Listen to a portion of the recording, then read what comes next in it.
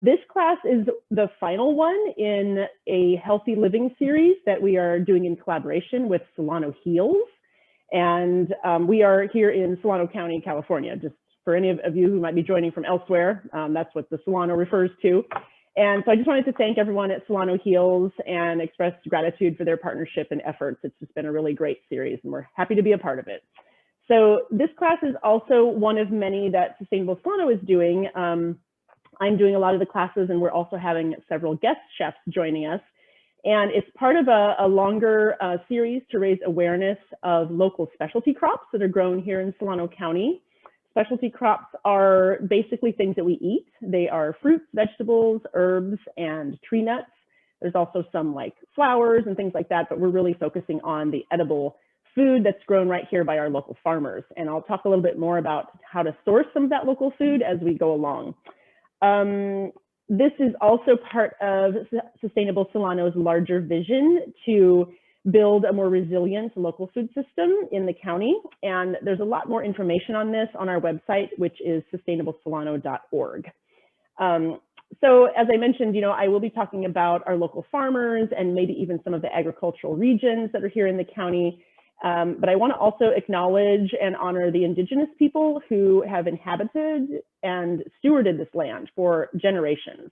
And so the unceded territory of California is home to nearly 200 different tribal nations. And we invite you to just check out a map, which we're going to share in the chat. I've got Gabriella here on as my tech support today. So she can share that so that you can learn more about where you live, if you're here or somewhere else. Just a couple little housekeeping items before we start. So if you do have questions, feel free to put them in the chat and then Gabriella can kind of relay them at the end. Or if you want to talk to me live, which is always great, you can hold your questions and then do the raised hand button at the end, and then we can unmute you and then we can have a little conversation. So either way is fine. I do either. It's all good. So today we're doing 2 recipes, and I think that maybe some of you are going to cook along with me, which is awesome. So we're going to go ahead and start the first one. And then while that's cooking, I'm going to talk a little bit more about equipment and, just how you can kind of phase in different foods for your baby. One thing that would be kind of helpful, though, is to just find out the ages of your kiddos. I'm just kind of curious, like, are we still nursing or, doing formula, or has anyone started feeding? Maybe you have a younger child or a newborn, somebody less than 6 months old, and maybe you have an older toddler. So I'm just kind of curious, and maybe I'll have Gabriella give me some random feedback as it comes through. I see a couple things in the chat. Yeah. Saying, nursing, just made one, newborn, just turned 1 year old, a toddler, and a 7-month-old who started solids last month. How exciting. Oh, good. Okay. So it's kind of all over the board, which is great.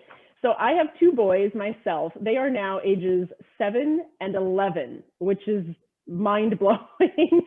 I nursed both of them for 2 years. And then I think I introduced solid foods to them around 6 months. And again, I will say, when you start is really between you and your pediatrician. I'm not going to get into too much about like when to do all of that because it really does depend on your child. I'll talk about a few, signs that'll tell you when the baby might be ready, but we're going to really focus a little bit more about, the how to do it here in this class today. So, but that's great. Excuse me. I do remember my first child was, I think, really gung-ho to get going around 6 months, but the younger one just took a little longer. So, if it goes to 7 months, sometimes that's okay too.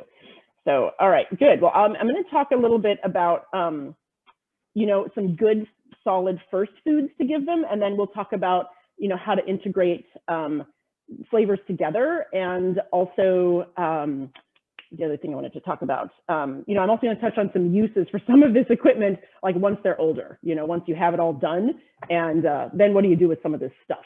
So, all right, if you're cooking with me, let's grab our sweet potatoes. We're just going to do, or whatever veggie you have. I know I gave you guys some options. So I'm going to work with sweet potatoes or yams, whatever you have.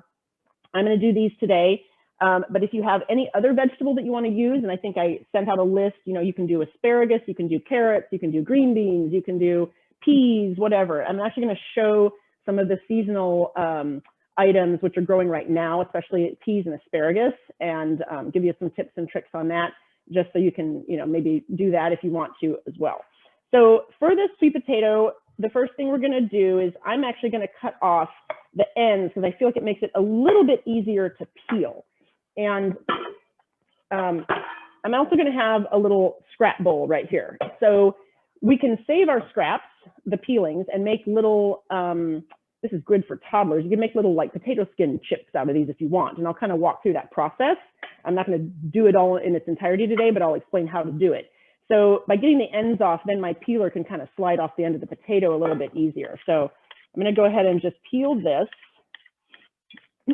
And the exact, you know, you don't have to pay attention to like the length of the peelings, obviously. We're just trying to get this thing cleaned up.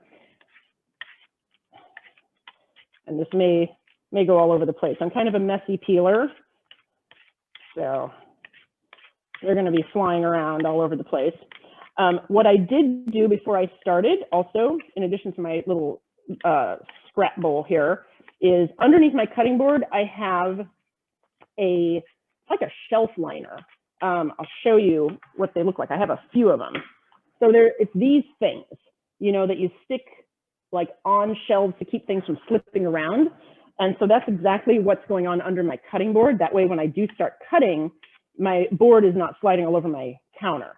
If you're in a pinch, you can also use a damp paper towel or a damp kitchen towel to make that happen. So here's my little bowl of peelings. This is another favorite tool of mine. It's called a bench scraper, sometimes called a pastry scraper. I don't do baking and pastry that well. I am not the person to call if you need a cake. So this I use mostly for scraping up scraps off my cutting board, especially things like garlic that get really sticky. So it's really a helpful thing, and they're cheap. You know, they're a really great website you can check out for, like, you know, restaurant equipment, but things that you can kind of order yourself. It's called the webstaurantstore.com, I think. So anyhow, but these scrapers are pretty much everywhere these days. All right, so my next step on the potato is I need to get to a flat surface here somehow so that I'm not like sliding things all over. So I just cut it in half because this was kind of a large one. And now I have a nice solid surface and it's not going to roll around on me. And I'm going to cut through, I'm going to do like about, I don't know, 1/2 inch planks is kind of what we would call them. And so you want to just be careful as you're doing this. Okay. And then if you have any little eyes in here, especially for the really little babies, if you're going to cook for a 6-month-old, you want to get any kind of fibrous stuff out of there because you want your product at the end to be as smooth as possible. All right, so now I have my planks and I'm going to kind of put them down flat. If you feel comfortable stacking them and doing 2 at a time, you can. And so I'm just going to go straight through this way. And now what I'm making are like these little stick types of things. And Gabby, I don't know how people are seeing me. Am I spotlighted so people can see the whole screen, or I don't know. I'm seeing a bunch of boxes, which is fine, but I just want to make sure everybody else can see. So then I cut it crosswise, and now I've got some little cubes. And these are about roughly 1 inch or so square. Okay. So my next step is get another little bowl here to put my cubes in, just so I have those ready to go. So I'm going to finish this up. So I make my planks and I make my kind of sticks, and then I turn it again and do cubes. It's kind of a 2-part process here. All right, here's my other chunk. So this is now down flat. I'm going to do my sticks, and you know, again, this does not have to be super perfect. We just want to have things roughly the same size, because when you have a uniform size, then everything is going to cook more evenly and it'll be a better situation. And you don't have some undercooked pieces and some overcooked pieces. All right. So steaming is your ideal method of cooking. And the reason is you retain so many more of the nutrients as opposed to like boiling. So if you kind of think about it, if I'm, filling up this pot of water and then I put my potatoes into the boiling water, the nutrients are going to just kind of leach out into the water. So I want to, you can do that if you need to, but what we're going to do is steam. And so this is also another, really inexpensive little, tool in the kitchen. It's just a little steamer basket. This is OXO brand, I think. And so they have these little feet on the bottom and it just sits in there. And what I'm going to do is put some water in the bottom. And I want the water to go just barely up to the bottom of the steamer basket. So it's probably going to be about a little less than an inch of water going in here. So I'm just going to test it, and I'm going to put that in, and I'm going to put this in, and then I'm going to tilt it a little bit and just see where my water goes. So if I tilt it, so right about there is where I see the water coming through the steamer basket. So that's okay. That means when it's flat, we're good. It's not coming up through. Okay, and then we just put our sweet potato chunks into the steamer, and then we're going to turn this on. I'm using an induction burner. Obviously, if you're doing this at home, you can just put it on your stovetop. Let's see. Yep, you guys can see that. Okay.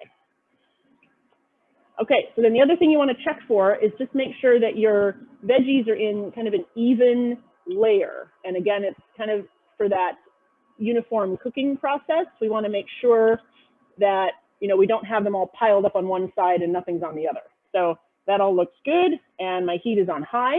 I want to bring the water in here to a boil. And we put the lid on and we just let it go.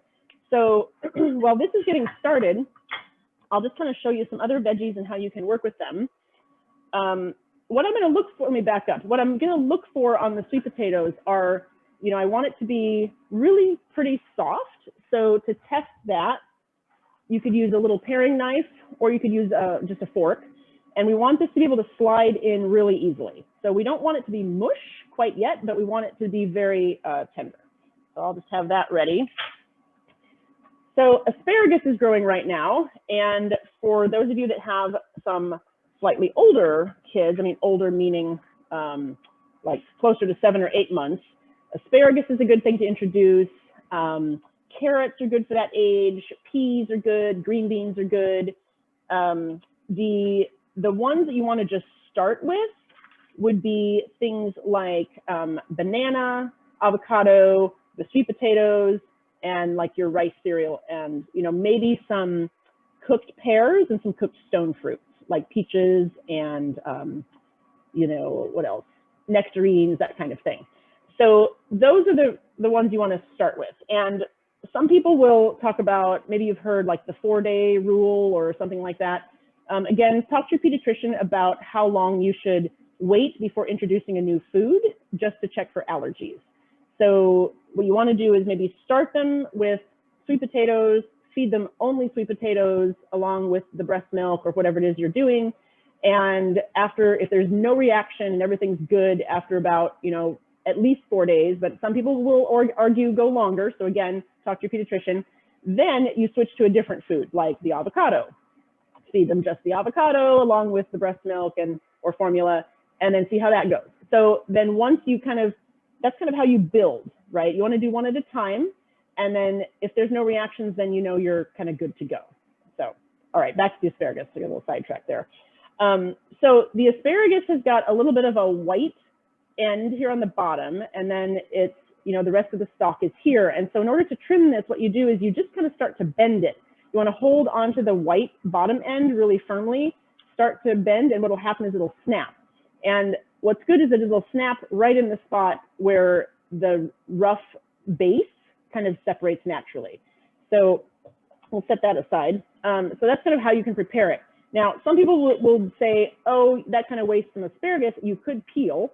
So I would say depending, like this one doesn't have a really not much white here on the bottom. The white tends to be the tough part. So you could just peel the bottom inch or so off your asparagus, which will help tenderize that section. Okay. and then it should be fairly flexible again. You know, maybe there's a little bit of a chunk there. You can either snap it or cut it off, but that'll kind of help save your asparagus. When you're storing the asparagus, perhaps you've seen it in the grocery store standing up like this in water. You know, that's ideal, but we don't all have that kind of fridge space, right? So I usually just maybe wrap a damp paper towel around it, or at least around the bottom part, and just keep it in a plastic bag. Sometimes it's helpful to have a couple holes poked in the plastic bag and then keep it in the fridge, and then it's, you know, it's good. Depending on how fresh it is, it just kind of depends on how, you know, how long it's going to keep in your refrigerator. But generally you want to consume this within a few days after you buy it. So that's my little spiel on the asparagus. And then the procedure for the steaming is exactly the same. You could cut these in half or cut them into, you know, 1-inch pieces, whatever you want to do, put it in your steamer. With green vegetables, you want to check and see that it's turning bright green. That's what will happen when your food is cooking, but yet still holds a lot of those nutrients. So think about broccoli and green beans and our asparagus here, peas. When it's starting to get tender and it's bright green, then that's really a good place to be. Once you get past that bright green stage and it starts to turn kind of a, you know, army pea green, like we've all heard, then you're going into the land of overcooking. So you want to kind of watch for that bright green color, but also make sure that it's tender enough for your child. Okay. Let's see, equipment. Let me talk a little bit about that. So the main things that you need for baby food, it's not too much really, but there are a couple of key things. So, you know, the cutting board and the knife to do your prep, the steamer basket is great, and then a food processor is kind of essential. So this is one that I've had for, I don't know, it must be like 15 or 20 years at this point. This is a Cuisinart. It's hanging in there barely, but it's there. So, you know, you can have a larger one like this, or you can have a smaller one. Sometimes there's these little mini choppers that are out there. I would say go ahead and invest in something that's a little bit larger, because if you're going to do this and spend your time doing this while the kid is napping, then make a big batch, right? So you want to kind of get it done. And once we puree, then we can put it into a little silicone mold or an ice cube tray, whatever you have on hand. So these are some silicone molds that I had when my kids were little, when they were babies. These little round ones, it's from this gadget that someone gave me called a Bayaba Baby Cook, I think, which was essentially a steamer and a food processor all in one. I think I used it once. It was kind of small. So I like larger capacity. Like I say, if we're going to do this, let's just make a big batch and then freeze it, and then you've got stuff ready. So these are they're called silicone molds, and they're now pretty widely available. I think I've seen them at like Bed Bath & Beyond. I'm sure Amazon, you can find a whole host of different kinds. And so these are really super handy and useful, and we're going to use them after our veggies are all cooked and pureed. So there's those two, and then this is a square one, little more like an ice cube thing. This one, the brand is called Annabelle Carmel, Annabel, and then Karmel. I don't even know where this came from. Again, I've had it for like 10 years at this point, but you know, another good option, something else you can use. So once your kids are older, you might be wondering, why do I still have these things, right? Now that my kids are grown. I use these all the time now, though, to freeze little portions of stuff. So let's say I make a batch of pesto, and you know, pesto, you use it, but if you're making a batch, you want to freeze it. So I portion it into here, put it in the freezer, and then once it's all, you know, frozen, you can pop out the frozen pieces here and just put it in like a freezer safe bag or a container or whatever. Something else I've been using it for is just to freeze like leftover spaghetti sauce. You know, you open up a big jar of tomato sauce, you've used half of it, you know, I don't want the rest of it to just get lost in the refrigerator. So I portion it out in here. And then if one kid wants sauce on their pasta and the other doesn't, I say, okay, go get the sauce out of the freezer, heat it up in the microwave, you know, whatever, and then you're good to go. So I encourage you to hang on to these if you buy them, because they have multiple uses that will go on, you know, as you go. But it's really, they're handy for just portioning out, you know, things, leftovers, other things that you've cooked. You know, the pesto, I'm thinking chimichurri is another thing that I make and I stick in here. And then you kind of have it, you know, in smaller portions for later on and kind of as needed. All right, so that's the deal with these. We'll come back to these when we're ready to use them. And let me just check on the sweet potatoes. Grab a fork. Okay, I can hear my water simmering. These are still kind of hard, so I'm just gonna let that do its thing.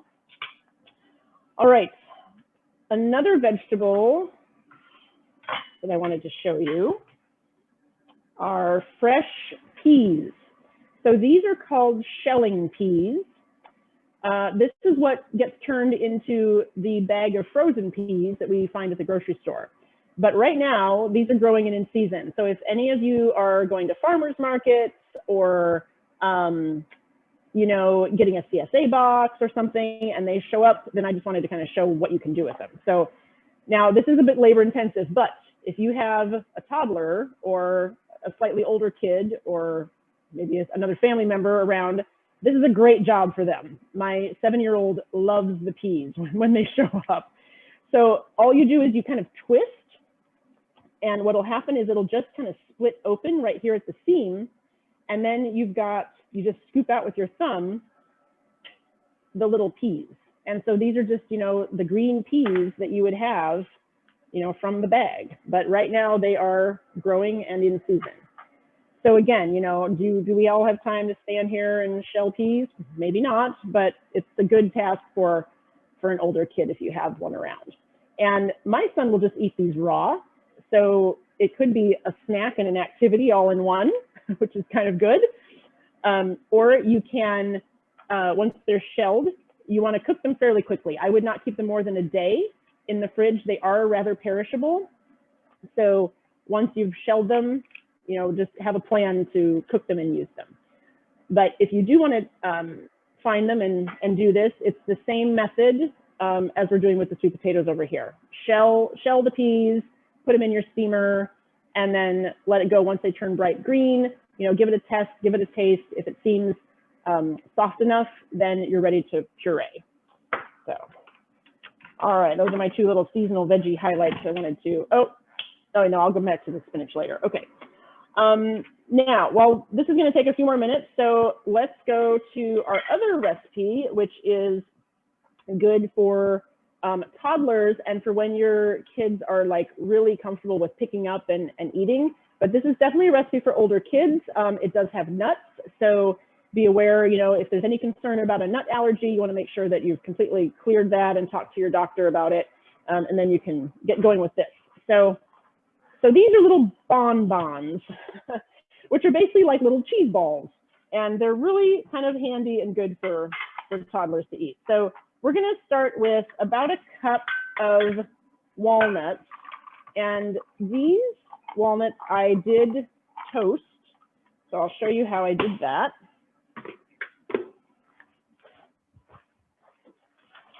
When you're toasting nuts, you want to have them on a dry sheet pan. You don't want any oil. You could actually end up with a little bit of a smoking fire in your oven if you have too much oil. So they're just spread out on a sheet pan. I put them in the oven at about 350 degrees. I probably checked it around 7 minutes or so. And then once you start to smell them, that's usually a clue that they're about done. And then after about the 7-minute mark, you want to just check them every couple minutes because nuts have a tendency to burn fast, especially really small ones like pine nuts, for example. So for those, you just kind of want to check like every minute, you know, and take a but that's all there is to toasting nuts. It's really pretty simple. You can do it in a saute pan on your stovetop. However, it doesn't toast quite as evenly, so I prefer the oven method for the nuts. All right. So I have my cup of nuts here, and we're gonna grind those up in the food processor first. Shift some things around here. I have a multitude of plugs here. Okay, I'm Make sure this is all together in the right way. So in go my nuts. This is going to be loud, so watch out.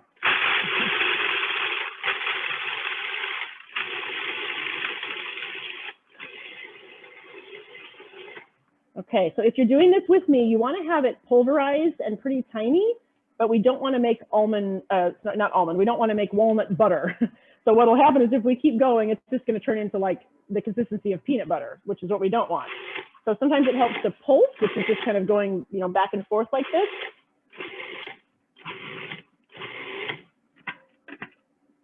Okay, that looks pretty good. So what I have, it's kind of like little crumbs, little walnut crumbs is what I have here. So I'm going to dump that out onto a plate. I'll use a little kid plate here. I still have the kid plates too. You can put this on a sheet pan too, whatever you want to do. Got a little bit of walnut butter starting to form there in the bottom corners. That's okay.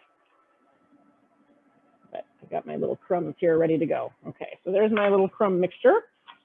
And you don't necessarily have to rinse out your bowl of your food processor. I'm gonna just kind of give it a little wipe to get some of that out. Okay. Next thing is the raisins. And I've found that the raisins actually work a little bit better if we start by chopping them by hand as opposed to putting them in the processor. So I need about a half a cup of raisins. I got these in my CSA box from Eat Well. Actually, Eat Well, I think, got them from Cape Valley something. So local raisins.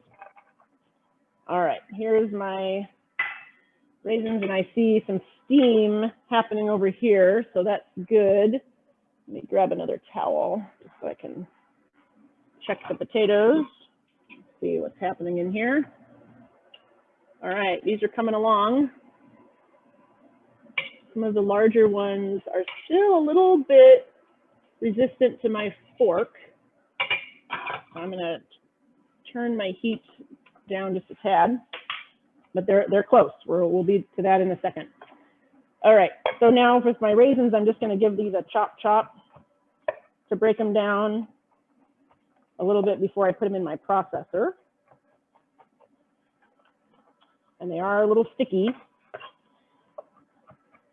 Some other combinations that you can do with this recipe is instead of the raisins, you can do some dates. You could also do some shredded carrot, and most of the food processors come with a shredding, like a shredding blade that goes on the top. It's a little different setup there, but if anyone wants to see that, I can show it later. Or just use a good old box grater. I have one of those too. So depending on how much equipment you want to get out and how much you want to wash. Okay. Okay, so I want my raisins to be pretty fine. And again, you know, the size really depends on the age of your child and where they are with their ability to eat, what size of food they're comfortable with. Okay, so that looks pretty tiny. So I'm going to stick this in the food processor. And then we're just going to add the cream cheese and the vanilla and mix this up. So for my cream cheese, I need 4 ounces.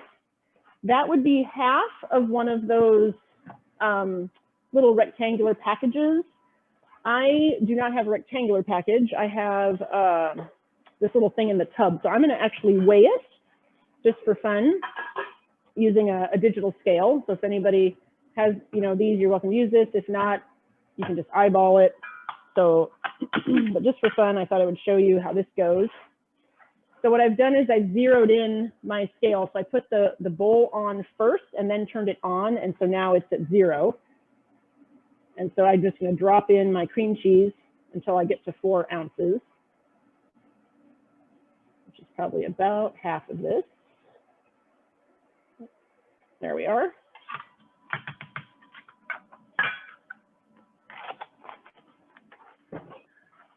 Okay. So then this goes into the processor. Got to a glob here that won't go off. There we go. And then we're also going to add a little bit of vanilla. I think I have about half a teaspoon.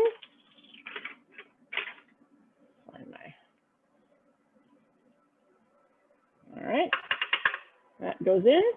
So you're noticing, perhaps, that we are not adding any extra sugar.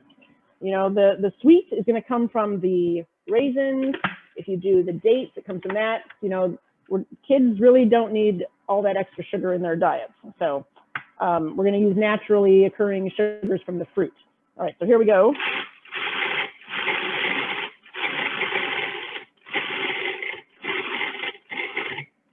So you just want to mix this until it's pretty much combined.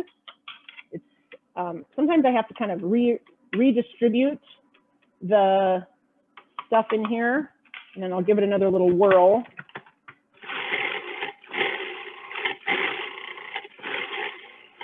Okay, and when it looks like it's uniformly mixed, you're pretty much ready to go. So all I'm going to do now is make little balls out of the cheese, and we're going to roll it up in the walnuts, and then it's done.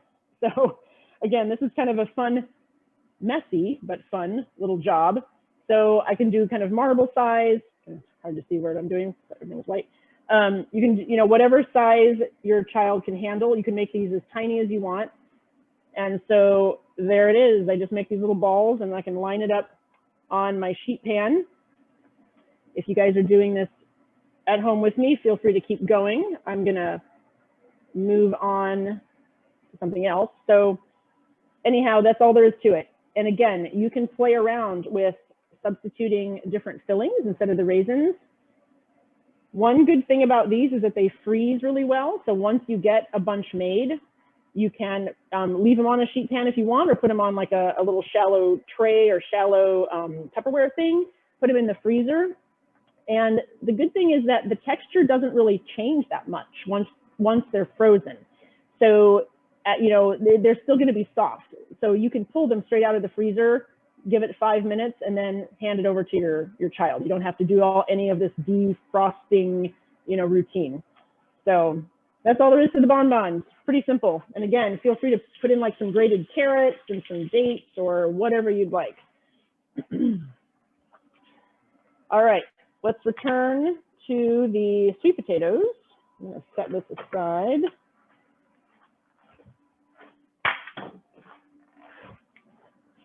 I'm seeing a lot of steam happening over here. Okay, there. The color is looking better. I don't know if you guys can see. I'm going to try to maybe pull out. So it's nice bright orange is what I'm noticing here. And so definitely a change from when I put them in. My fork is sliding right through. So we're good to go. So now I will need to clean out my food processor really quick. I'm going to put the cream cheese concoction in here. Turn that off. And then I'll rinse this out.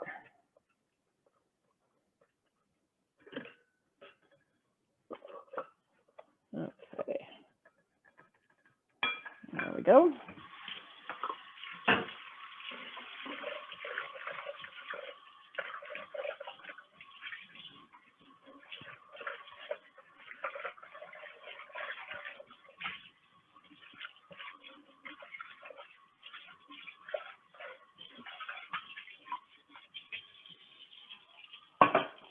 All right, there's that part. I have the blade. I'm gonna be a little careful here.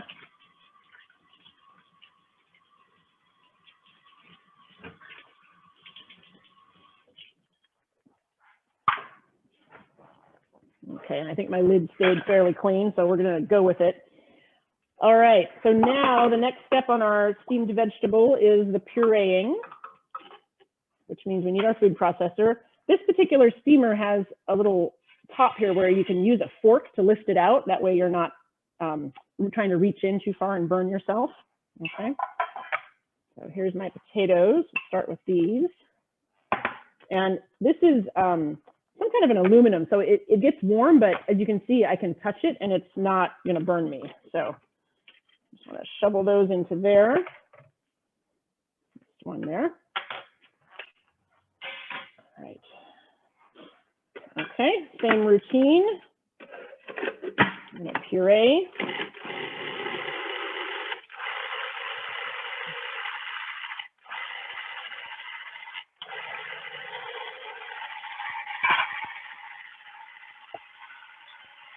So again, depending on the age of your child and how ready they are is kind of going to dictate how smooth you make this.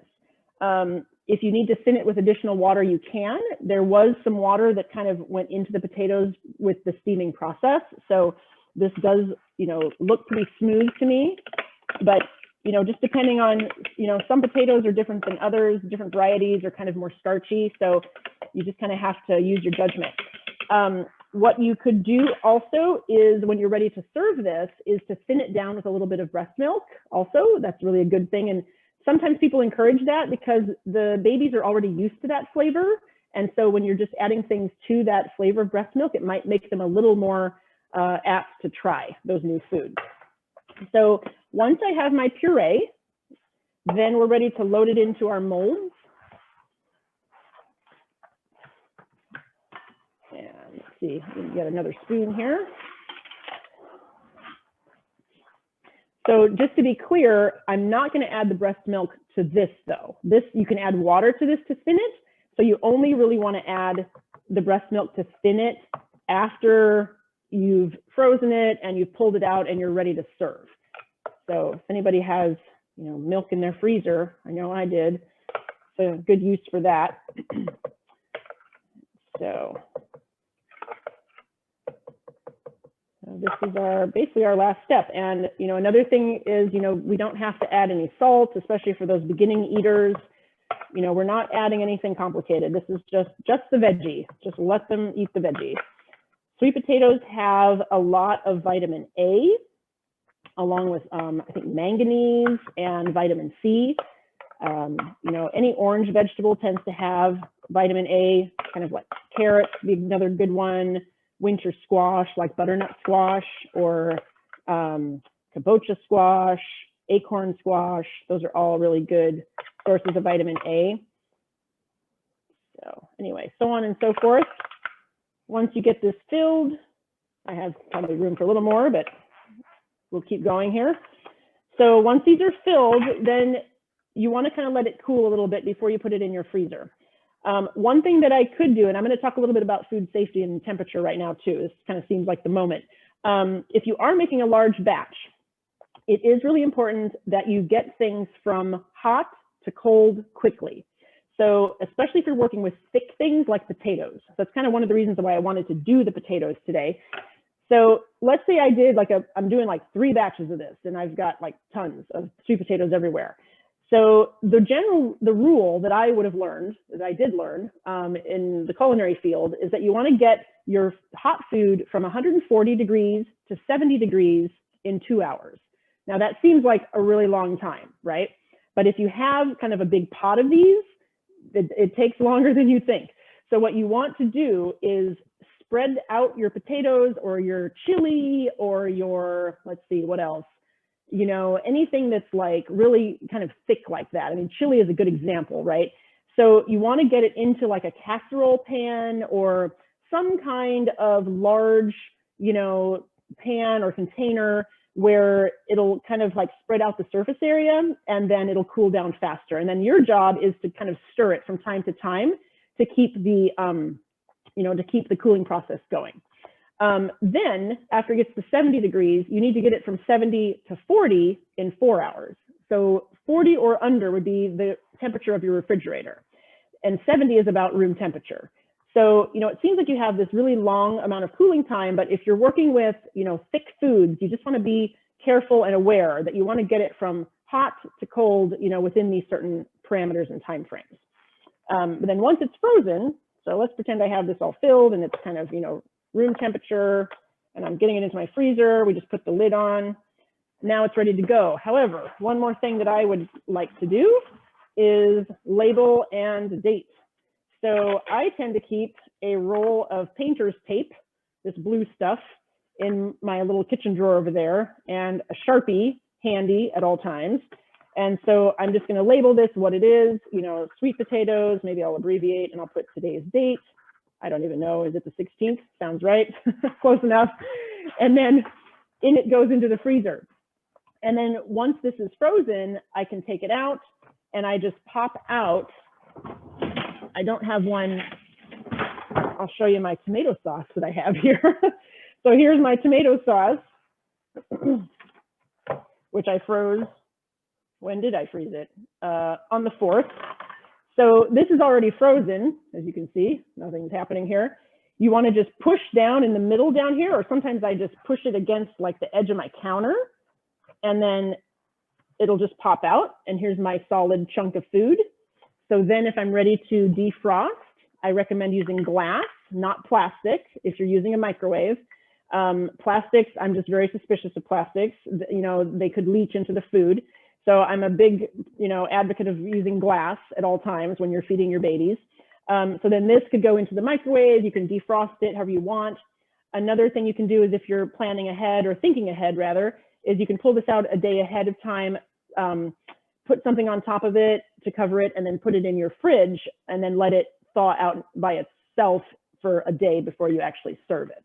So that's kind of the basic process of you know, how we get from the potato to the end food product. So, all right, let me put this stuff back and let me see if there's anything else I wanted to talk about. Oh yeah, I want to just talk really quick about spinach, and then we'll open it up for some questions. So this is another thing that's kind of in season right now. It's going to start winding down, but spinach has a lot of iron, and that's a really great thing to give your child as they start to go off of nursing. Their iron stores kind of start to get depleted. I think it's around 1 year, but check. So maybe even 18 months, but you might want to check with your doctor. So spinach is one of those things that everyone thinks, oh no, my child will never eat it. You know, how are we going to do this?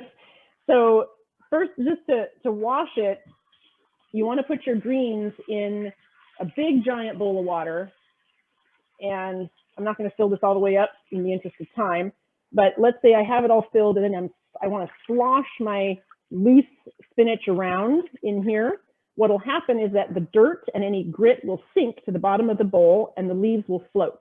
Then I can pull the leaves off the top and run it through a salad spinner. So this is kind of one last tool that I highly recommend everyone have. It works great for, you know, any kind of salad greens. And again, the greens are cheaper if you buy them in the heads. They'll also keep longer in the fridge, as opposed to buying them in those plastic clamshells. And let's face it, sometimes the plastic clamshell lettuce has dirt in it too. So I'm just going to pull off my greenery here from the top. You know, the dirt goes to the bottom, and then we just whiz this around